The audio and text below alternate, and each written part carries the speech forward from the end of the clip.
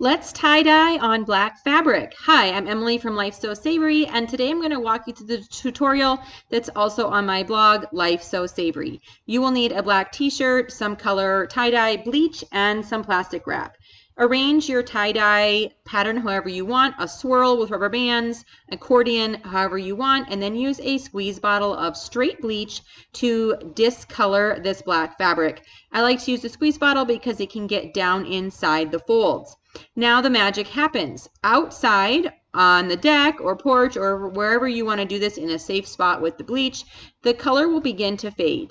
The trick is to make sure that the color is fading just enough so that we can tie-dye this fabric, but not so much that it eats through the fabric. Once you see these white spots begin to form, wait about 1 more minute, and then you're going to rinse this out really well with a hose or a bucket of water. Once that's complete, you can go ahead and dry it, and it will be ready for the next step. I also made this little cardboard separator that will go inside the t-shirt to separate the front and the back of the shirt so that the color on the front does not bleed through the back, as we want to do this strategically. Grab your colors and activate them. We liked these squeeze bottles because it allowed us to literally paint the colors into the areas that we want.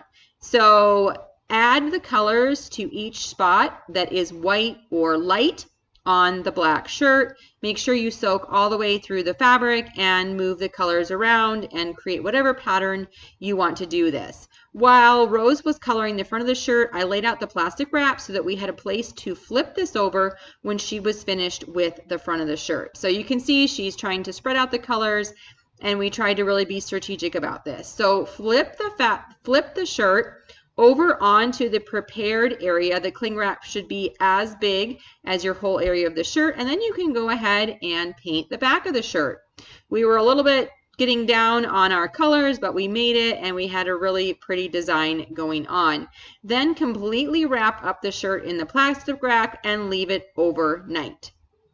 Once you get to the next morning, you can go ahead and open up the wrap. It should look really pretty. Wash it by itself and dry it on hot, and you end up with a gorgeous tie-dyed black shirt.